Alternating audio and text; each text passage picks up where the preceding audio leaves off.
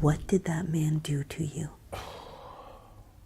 I grew up, it was a small town, good neighborhood, great people. These people had just moved in and they had a daughter. Her father was a minister. He liked to get cum on me. And he talked a lot. You were 8. What was he saying to you? He quoted the Bible a lot. He would tell the story of Isaac a lot.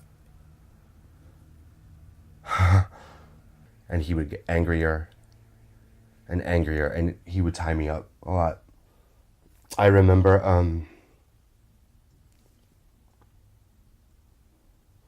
him cutting me. It was mostly oral sex. He would put his dick in my mouth, and then he would, slap it on my cheek. I remember the smell of my skin burning when he would put cigarettes out on my feet. God, I was so little.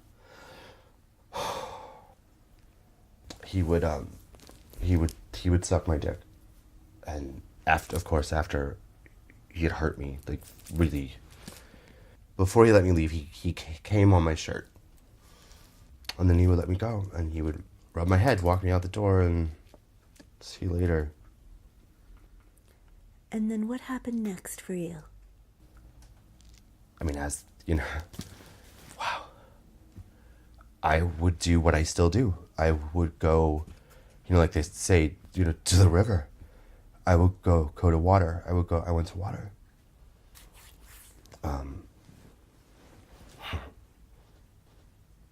I remember when my dad understood.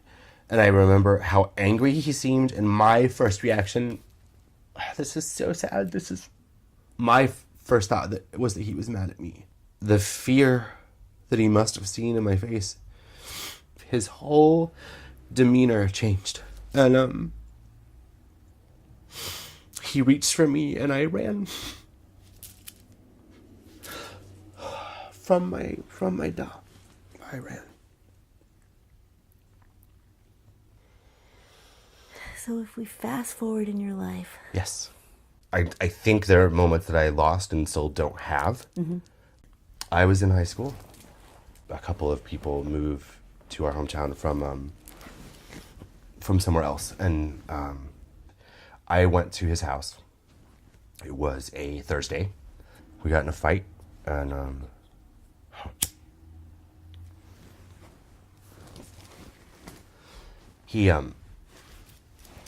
he pulled the gun on me. It was a Beretta. He hit me in the back of the head with the gun. I went down, and I remember him taking my clothes off, and I had just gotten this pair of boxer briefs. They were black. I really liked those underwear. And I started laughing because I was shocked. I kept waiting for him to put the gun down. He had me on his bed, and he raped me. I kept waiting for him to put the gun down. It hurt. It hurt physically. I can remember my eyes welling with tears, but because it hurt. And the whole time was just cussing him out. It lasted longer than I guess I thought it would. God, that I was conscious of that, right? Right? And I finally just shut up. And I just remember thinking, just fucking finish. Just hurry up. And he came inside me. And he spit. Ooh.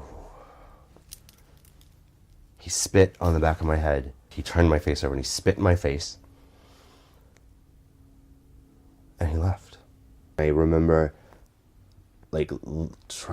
pulling my pants up, putting my clothes on, and limping up his driveway to my car. And, I kept falling over.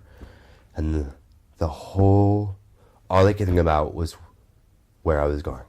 And I knew right away where I was going. I got in my car, and I went to the lake. That's where I went, and I washed off in the bathroom.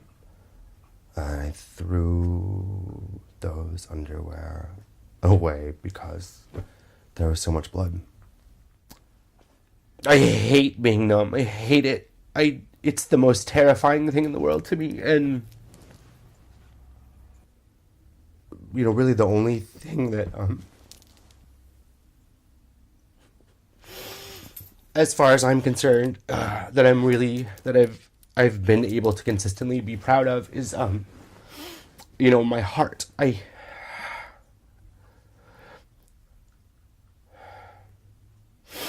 And I had just gotten to the point, it felt so recently, where I could trust my heart again. And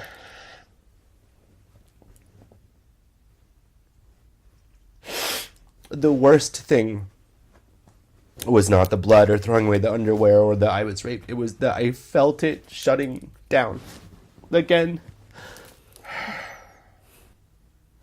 And I think for the first time in the last maybe 3 years, I don't care who I would have been if those things hadn't happened. Not because I'm fine. I mean, look at me. Holding a pillow like it's a shield, but because I like being me, and because I would rather know. I would rather know than not. I would rather know than not. Thank you. Thank you so much.